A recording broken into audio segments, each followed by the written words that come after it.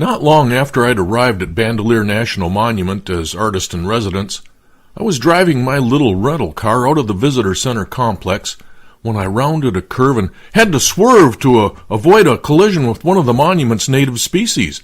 I hadn't opted for the insurance provision when I rented the car, and I was afraid a collision might damage the undercarriage of my economy car. I cranked the wheel to the left and then to the right and immediately pulled over in a safe parking space along the road. I jumped out of the car with my camera and hurried back down the road, hoping to capture this species on my camera. It was big and hairy, moving slowly across the road.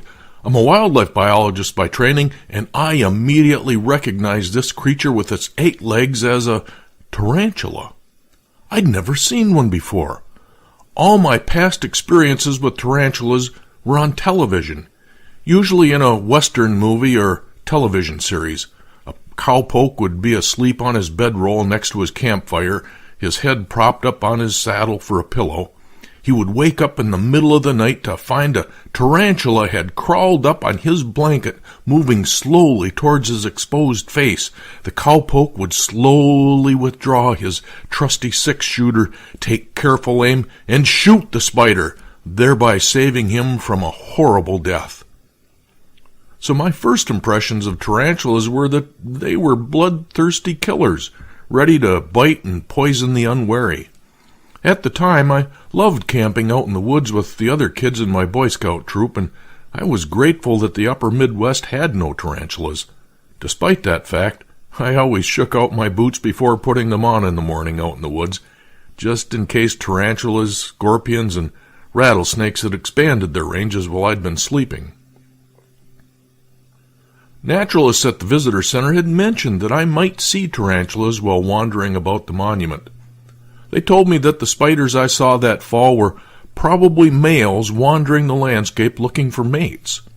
To the best of our knowledge, tarantulas don't have singles bars that they can hang out at looking for hookups, nor do they have access to eHarmony or Tinder, though come to think of it, they could swipe left on 8 profiles at a time.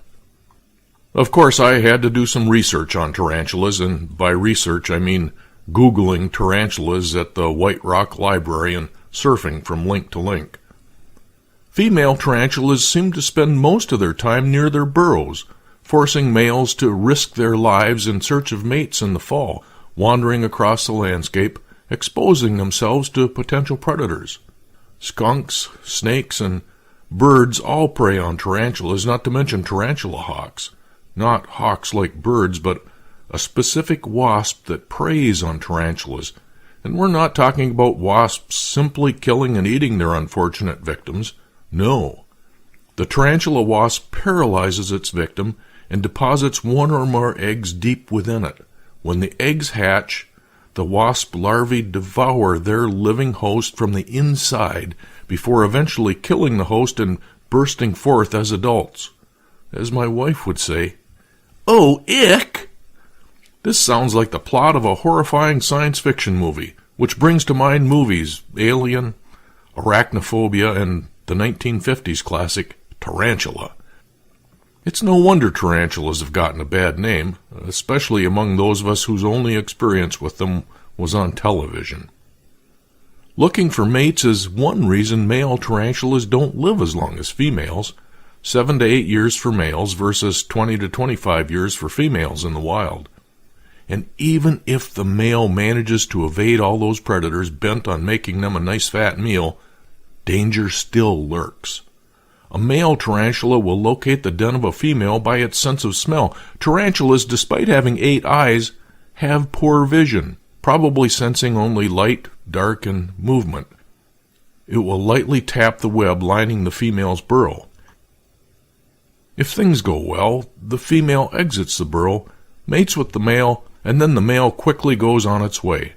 If the female is already mated, it may simply overpower the male, kill it, and eat it.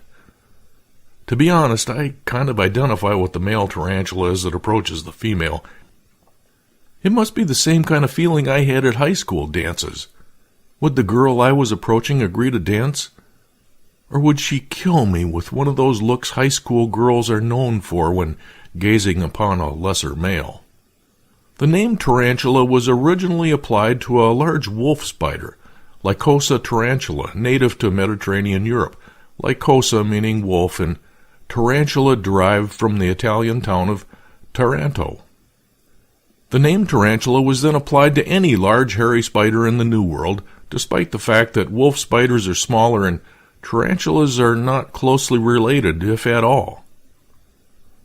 I knew that tarantulas were venomous, but it turns out that their bites are usually no more painful than the sting of a wasp, which from my experience are plenty painful, I gotta tell you. But there have been no documented human deaths from the bite of a tarantula. I also discovered that aside from its fangs and venom, a tarantula has other defense mechanisms. A tarantula being threatened may rise up on its back legs, raising its front legs outstretched, a pose indicating that it may be ready to attack. If that position fails to deter the threat, a tarantula may use its utriculating hairs or bristles. These bristles are barbed and can be thrown by the spider at an attacker by rubbing its hind legs across its abdomen. The bristles can penetrate soft tissue like eyes and mucous membranes of the nose, causing great irritation and the potential death of small animals. Some species of tarantula are so adept at this defense, handlers have to use eye protection as these bristles can penetrate the cornea. I watched for traffic while setting my camera at ground level for a series of photographs of this tarantula on its quest for romance. Eventually it completed its road crossing and plodded into the brush in safety from rental cars piloted by curious artists-in-residence with cameras. It turns out that New Mexico is fertile ground for people who study spiders. According to a 2016 story in the Taos News, researchers at the University of New Mexico say that there are likely far more than the 6 species of tarantulas currently identified in the state, based on the diversity of habitats and isolated mountain ranges in New Mexico. Now that sounds like a job opportunity to me.